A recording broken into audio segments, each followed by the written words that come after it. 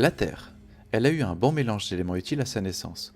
Oxygène, hydrogène, carbone et aussi pas mal de fer métallique qui composent son noyau. Et voici ce qu'elle est devenue grâce à ça.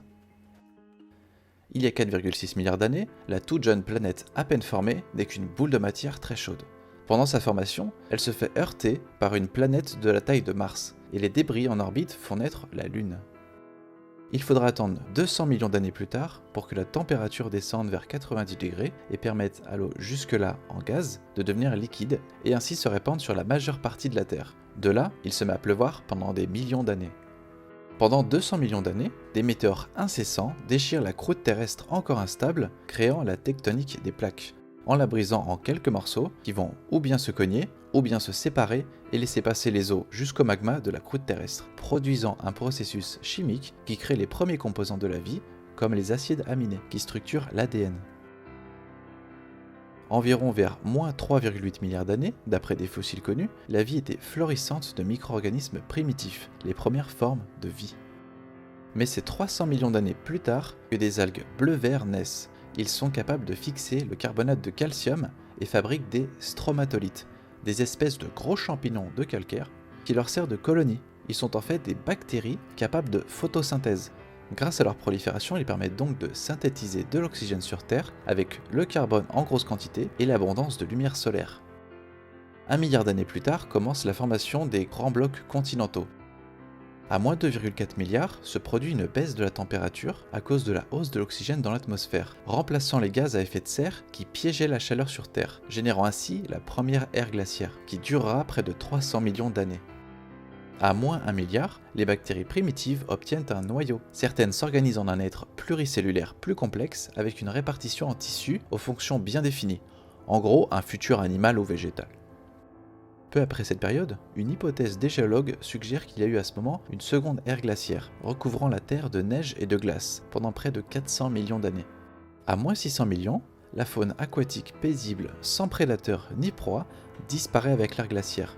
Des animaux vermiformes ont hérité de la planète et évoluent pour survivre, certains en se protégeant avec une coquille, créée avec les minerais dont la mer en est très riche, de ceux qui sont passés carnivores. À moins 520 millions, voici l'apparition des chordés, l'ancêtre des animaux qui sont pourvus d'un squelette. Il faudra attendre moins 460 millions pour voir l'apparition des poissons, et 20 millions d'années plus tard pour que certains développent une mâchoire. Enfin, c'est dans les environs de moins 400 millions que les premiers à s'aventurer sur la terre ferme sont les arthropodes et la mousse. Peut-être ont-ils peur du requin qui commence à évoluer en un redoutable prédateur. C'est à moins 365 millions qu'il y aura les premiers vertébrés à pattes, les tétrapodes, ayant échangé leurs branchies contre des poumons, comme certains arthropodes. Et pendant 50 millions d'années, les petites mousses vont évoluer pour développer de grands marais et des forêts, avec comme habitants des grenouilles, des salamandres ainsi que des libellules géantes, et même des escargots et limaces, les seuls mollusques à s'aventurer sur la terre ferme. À moins 320 millions, de nos chers petits tétrapodes naissent les premiers reptiles, utilisant des œufs dits amniotiques, comme nos poules. Et 90 millions d'années plus tard, ayant bien mangé, ils deviennent des crocodiliens et des dinosaures. Très vite, à moins de 120 millions, les ptérosaures sont les premiers vertébrés à voler véritablement.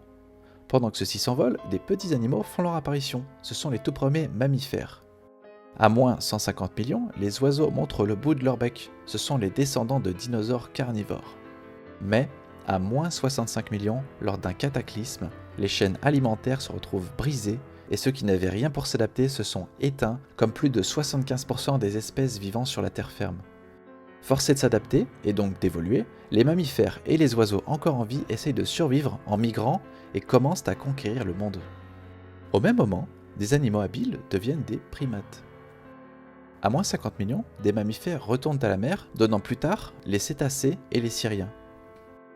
Mais toujours sur la terre ferme, les primates sont partis pour une longue évolution, car il leur faudra 40 millions d'années pour qu'ils deviennent les grands singes modernes, puis 12 millions de plus pour devenir les premiers hominidés, et enfin, 4 millions encore plus tard, ils se déplacent sur leurs deux jambes, mais restent dans les arbres en groupe et se nourrissent de baies, d'écorces, de tubercules et occasionnellement de la viande.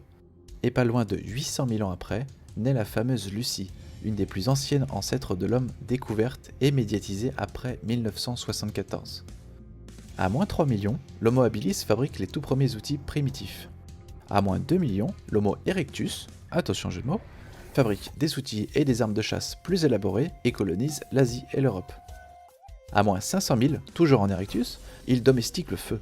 Par exemple, après que la foudre ait touché un arbre, l'enflammant par la même occasion, ou bien en voyant la réaction d'étincelles entre certaines pierres frottées avec leurs propres outils. À moins de 100 000, en pleine découverte du monde, ils croisent la route de leurs cousins les Néandertals, qui malheureusement disparaissent 160 000 ans plus tard, faute d'adaptation et de sous-nombre.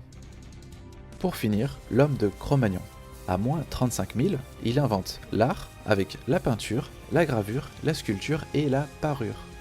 À moins 10 000, il se modernise dans la cueillette, la chasse et avec une économie fondée sur l'agriculture. 5 000 ans après naît l'écriture. Pour la suite, il faudra ressortir les vieux livres d'histoire ou voir les vidéos de Nota Bene. Qui sommes-nous? D'où est-ce que l'on vient et où est-ce qu'on va?